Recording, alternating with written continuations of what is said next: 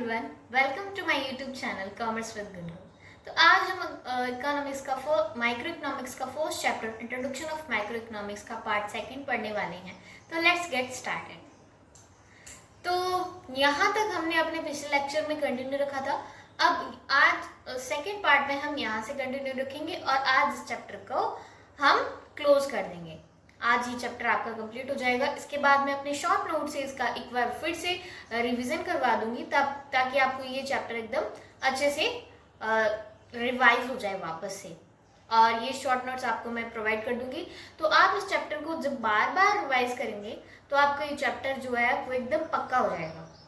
ठीक है, तो आप उस शॉर्ट नोट से अपने जो जैसे जैसे आपके चैप्टर होते जाते हैं तो उनको आप शॉर्ट नोट से रिवाइज करते चले बार बार, ताकि आपका जो रिवीजन बहुत बार हो जाए और आपके जो कॉन्सेप्ट्स है वो और ज़्यादा क्लियर हो जाए। तो लेट्स गेट स्टार्टेड। आर्थिक क्रियाकलापों का आयोजन। आर्थिक क्रियाकलाप के आधारभूत समस्याओं को या तो उन व्यक्तियों की निर्बाध अंतःक्रिया द्वारा किया जा सकता है जिसकी बाजार में होता है, या सरकार जैसी किसी केंद्र सत्ता द्वारा सुनियोजित ढंग से किया जा सकता है। यानी कि हमारी आर्थिक प्रणाली में तीन प्रकार की अर्थव्यवस्थाएं होती हैं। पहली होती है केंद्रीय योजनाबद्ध अर्थव्यवस्था, जिसे हम सेंट्रल इकोनॉमी कहते हैं। दूसरी होती है बाजार अर्थव्यवस्था, जिसे हम मार्केट इकोनॉमी कहते हैं। और तीसरी होती है हमारी मिश्रित अर्थव्यवस्था, जिसे हम क्या कहते हैं, मिक्स्ड इकोनॉमी कहते हैं। तो हम यहाँ से स्टार्ट करते हैं। हमारी फर्स्ट है केंद्रीकृत योजनाबद्ध अर्थव्यवस्था। केंद्रीकृत योजनाबद्ध अर्थव्यवस्था के अंतर्गत क्या होते हैं, यहाँ पे जो भी मैंने अपने हाईलाइट किए हुए हैं और रेड पेन से मार्क किए हुए हैं वो आप अपनी बुक में मार्क कर लेना। ठीक है, केंद्रीकृत योजनाबद्ध अर्थव्यवस्था के अंतर्गत सरकार या केंद्रीय सत्ता, यानी कि केंद्रीकृत योजनाबद्ध अर्थव्यवस्था में निर्णय जो है वो सरकार द्वारा या केंद्र सत्ता सेंट्रल गवर्नमेंट के द्वारा लिए जाते हैं। उस अर्थव्यवस्था के सभी महत्वपूर्ण क्रियाकलापों की योजना, यानी कि जो महत्वपूर्ण योजनाएं होती हैं उनके जो उद्देश्य हैं या कोई योजना बनानी है, कोई प्लान बनाना है, तो वे केंद्र सत्ता या सरकार द्वारा बनाए जाते हैं। वस्तुओं और सेवाओं के उत्पादन यानी कि उनके प्रोडक्शन, विनिमय एक्सचेंज तथा उपभोग यानी कंजप्शन से संबंधित सभी महत्वपूर्ण निर्णय किसके द्वारा लिए जाते हैं, सरकार द्वारा लिए जाते हैं। वह केंद्र सत्ता संसाधनों का विशेष रूप से विनिधान करके वस्तुओं एवं सेवाओं का अंतिम संयोग प्राप्त करने का प्रयास कर सकती है जो पूरे समाज के लिए वांछनीय है। यानी कि इसको हम समराइज करके देखें तो सेंट्रल इकोनॉमी वह है जिसमें निर्णय जो किसके द्वारा लिए जाते हैं, सरकार द्वारा या केंद्र सत्ता द्वारा। और इसमें जो भी उपभोग है, विनिमय है और उपभोग है, उत्पादन है, विनिमय है और उपभोग है, इन तीनों के निर्णय जो है वो सरकार लेती है। यानी कि इसमें क्या होता है कि जो जैसे मान लो कोई कंपनी है या कोई कंपनी है, तो वो कंपनी अगर वो गवर्नमेंट चला रही है तो वो किसके अंदर आ जाएगी, सेंट्रल इकोनॉमी के अंदर आएगी, जहां पर क्या ले रहे हैं, सब सरकार द्वारा ही निर्णय लिए जा रहे हैं। तो ये हमारी होगी केंद्रीकृत योजनाबद्ध अर्थव्यवस्था। उदाहरण के लिए यदि यह पाया जाता है कि कोई ऐसी वस्तु एवं सेवा जो पूरी अर्थव्यवस्था की सुख समृद्धि के लिए अत्यंत महत्वपूर्ण है, यानी कि जैसे कि बहुत सारी वस्तुएं होती है जो सबके लिए महत्वपूर्ण होती है। यहाँ पे एग्जांपल दिया गया है शिक्षा एजुकेशन सभी के लिए महत्वपूर्ण होती है। स्वास्थ्य सेवा, हेल्थ केयर, तभी तो सरकार जो गवर्नमेंट हॉस्पिटल होते हैं, गवर्नमेंट स्कूल्स होते हैं, वो हमें प्रोवाइड कराती है। और उनके लिए जो निर्णय होते हैं वो सरकार द्वारा ही लिए जाते हैं। तो वो किस में आ जाता है, केंद्रीकृत योजनाबद्ध अर्थव्यवस्था के अंतर्गत आता है। तो जैसे कि शिक्षा है, स्वास्थ्य सेवा है, जिसका व्यक्तियों द्वारा स्वयं प्राप्त मात्रा में उत्पादित नहीं किया जा रहा है, तो सरकार उन्हें ऐसी वस्तुओं और सेवाओं का उपयुक्त मात्रा में उत्पादन करने के लिए प्रेरित करती है, या फिर सरकार स्वयं ऐसी वस्तुओं एवं सेवाओं का उत्पादन करने का निर्णय कर सकती है। यानी कि ऐसी वस्तुएं जो अन्य लोगों द्वारा उपयुक्त मात्रा में लोगों को उपलब्ध नहीं हो पा रही है, तब वहाँ पे सरकार स्टैंड देती है कि हम खुद एक एजुकेशन और हेल्थ केयर के लिए कुछ करेंगे तो वो सरकार आगे आती है और लोगों को रोजगार भी देती है, उसके अंदर लोगों को रोजगार देती है और जो शिक्षा है और स्वास्थ्य सेवा है वो लोगों के लिए उपलब्ध करवाती है। तो ये क्या है, केंद्रीकृत योजनाबद्ध अर्थव्यवस्था है जिसमें सारे निर्णय सरकार द्वारा या केंद्र सत्ता द्वारा लिए जाते हैं। दूसरे परिप्रेक्ष्य में यदि कुछ लोगों को अर्थव्यवस्था में उत्पादित वस्तुओं तथा सेवाओं के अंतिम मिश्रण का इतना कम अंश प्राप्त हो कि उनका जीवित रहना ही दांव पर लग जाए, तो ऐसी स्थिति में केंद्र सत्ता हस्तक्षेप करके सभी को वस्तुएं एवं सेवाओं के अंतिम मिश्रण का न्यायोचित हिस्सा देने का कार्य कर सकती है।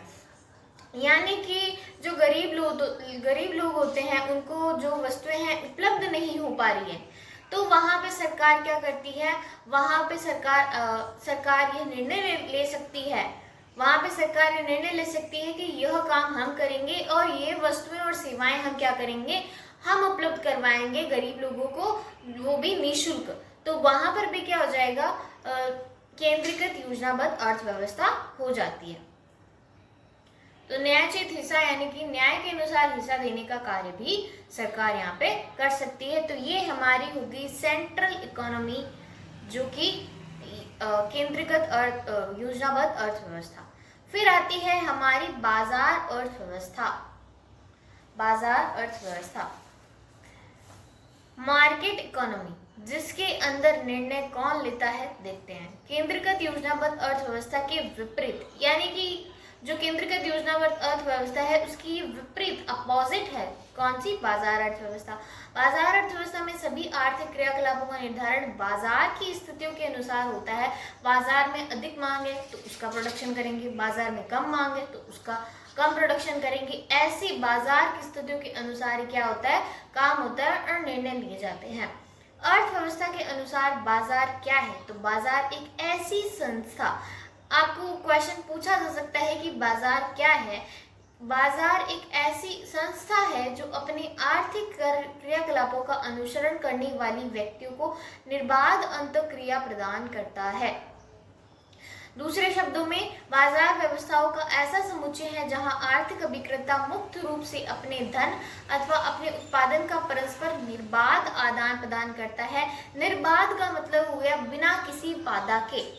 बिना किसी बाधा के कोई व्यक्ति अपनी वस्तुओं का या धन का आदान प्रदान करता है तो उसको हम क्या कहते हैं, बाजार कह देते हैं। यहाँ यह ध्यान देने महत्वपूर्ण है कि अर्थव्यवस्था में प्रयुक्त बाजार शब्द बाजार के उस स्वरूप से भिन्न है जैसा हम उसे आमतौर पर समझते हैं। यानी कि हम जैसे समझते हैं कि बाजार, हम जहाँ पे जाते हैं वहाँ पे बहुत सारी दुकानें होती है और वस्तुएं और जो कुछ भी सेवाएं होती है उनको सेल किया जाता है, तो वो बाजार का मतलब यहाँ पे नहीं है। बाजार का यहाँ पे वो मतलब है जहाँ अपने धन और उत्पादों का परस्पर क्या होता है, आदान प्रदान होता है, उसको हम क्या कहते हैं, बाजार कहते हैं। विशेष रूप से आप इस विषय में सोचते हैं उसको इसका कुछ भी लेना देना नहीं है। वस्तुओं को खरीदने तथा उनके विक्रय के लिए व्यक्ति एक दूसरे से किसी वास्तविक भौतिक स्थल पर मिल भी सकते हैं अथवा नहीं भी।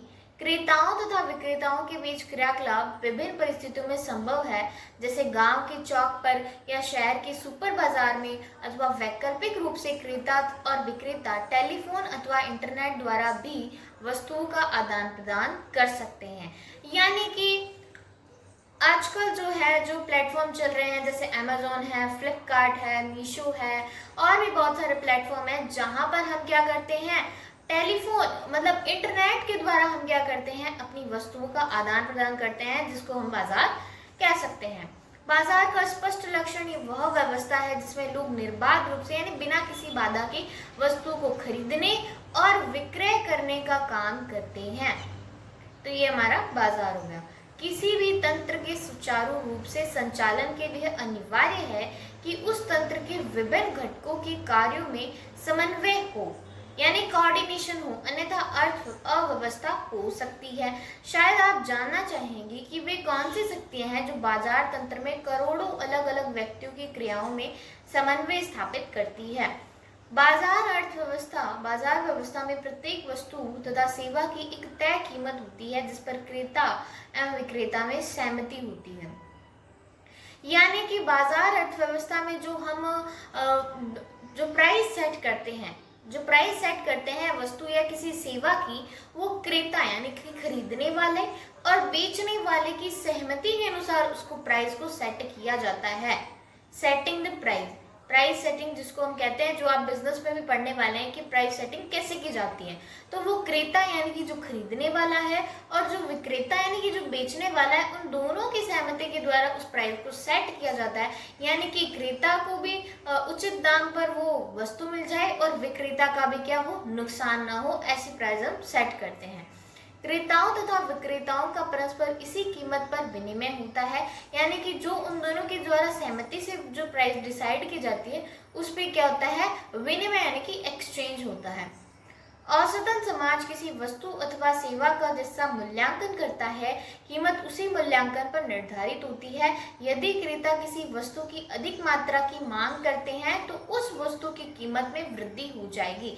यानी कि यहाँ पे हमने ऊपर पढ़ा था कि बाजार के निर्णय कैसे लिए जाते हैं, बाजार की स्थितियों के द्वारा लिए जाते हैं। यानी कि बाजार में किसी वस्तु की मांग ज्यादा है तो उस वस्तु का प्रोडक्शन ज्यादा हो जाएगा, और बाजार में किसी वस्तु की मांग कम है, लोग कम मांग कर रहे हैं, तो उस वस्तु का प्रोडक्शन भी क्या हो जाएगा, कम हो जाएगा। तो बाजार के हिसाब से हम क्या लेते हैं, अपने निर्णय लेते हैं।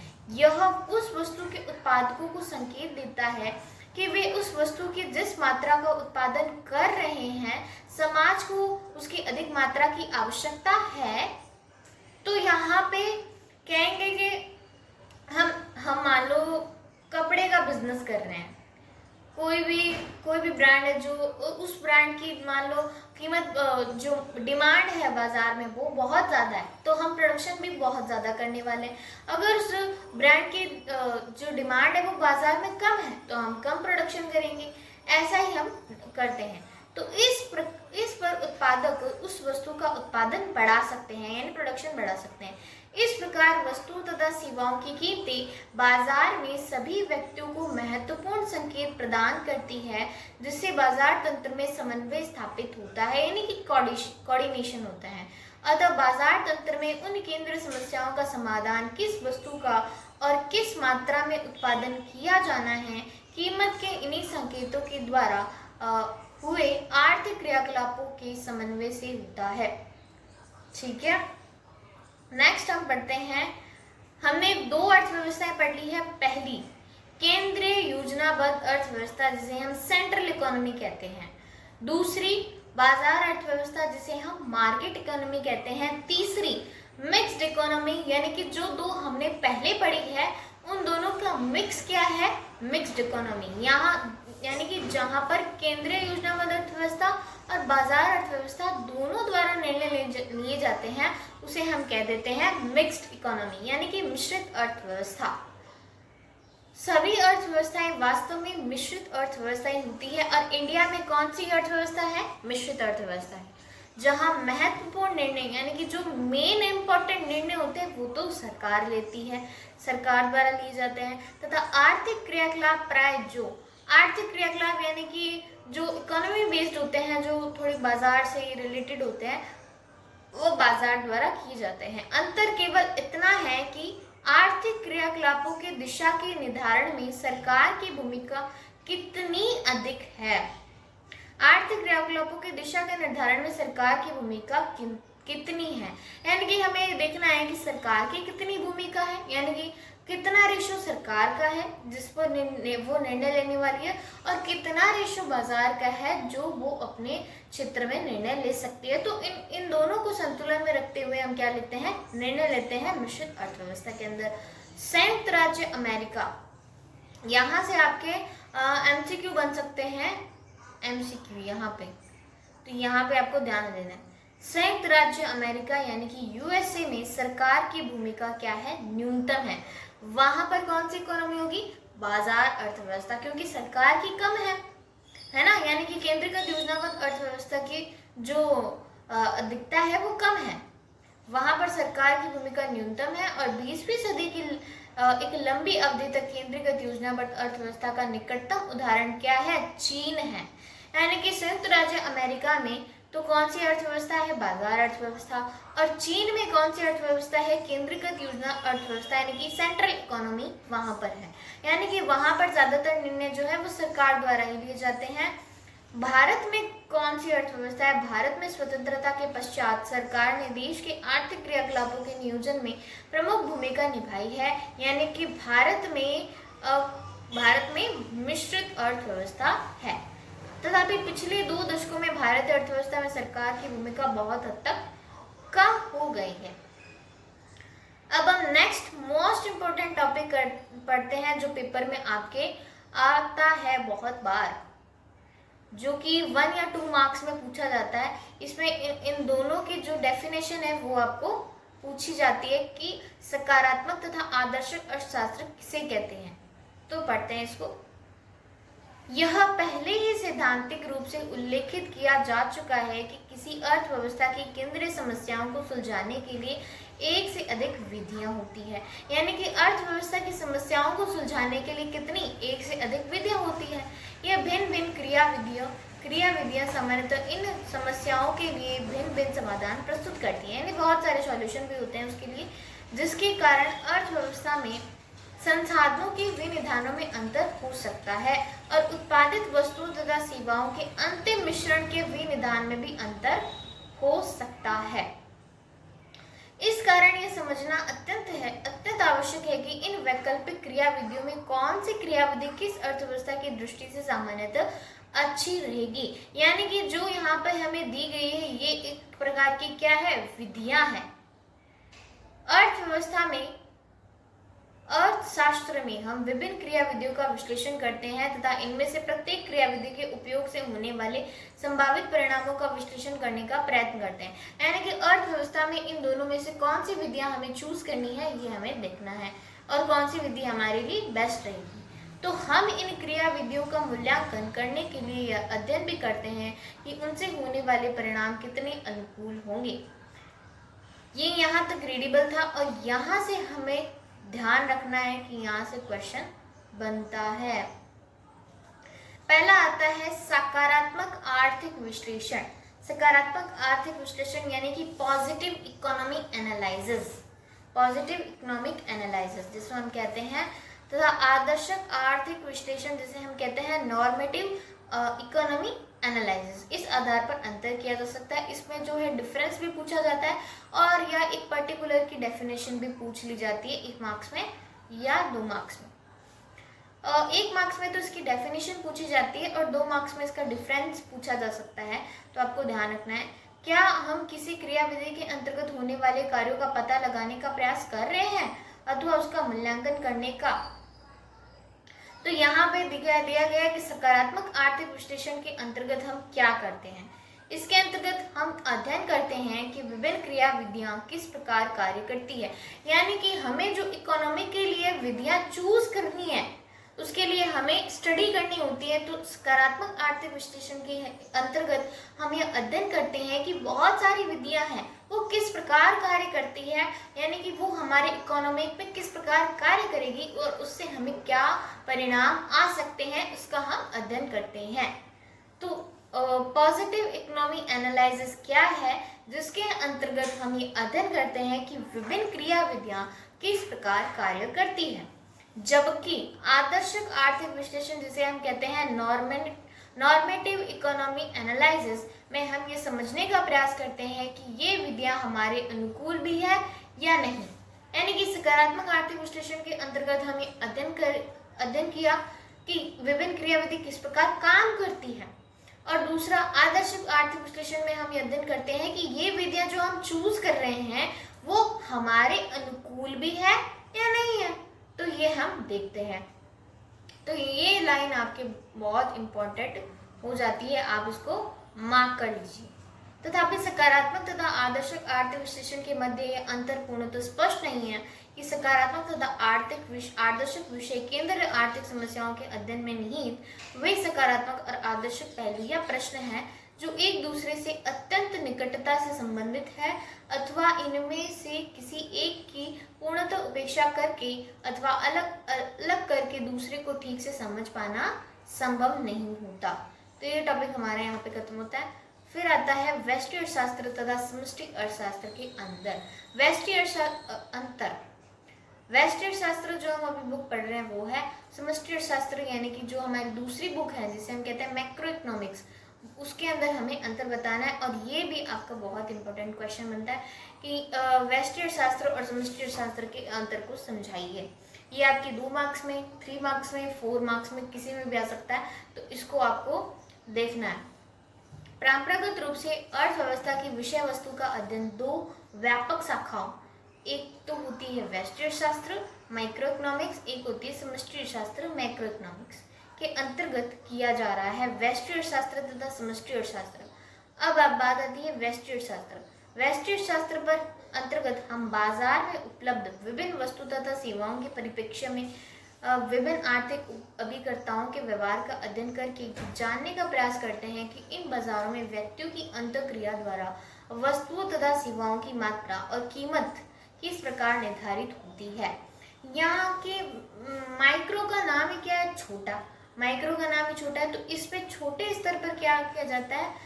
अध्ययन किया जाता है कि हमें वस्तु और सेवाओं की कीमतें किस प्रकार निर्धारित करनी है। इसे हम क्या कह देते हैं? कीमत सिद्धांत भी कह देते हैं।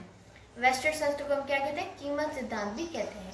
इसके विपरीत समष्टि अर्थशास्त्र मैक्रो का मतलब होता है बड़ा, यानी कि यहाँ पर हम इकोनॉमी को बड़े स्तर पर क्या करते हैं? अध्ययन करते हैं।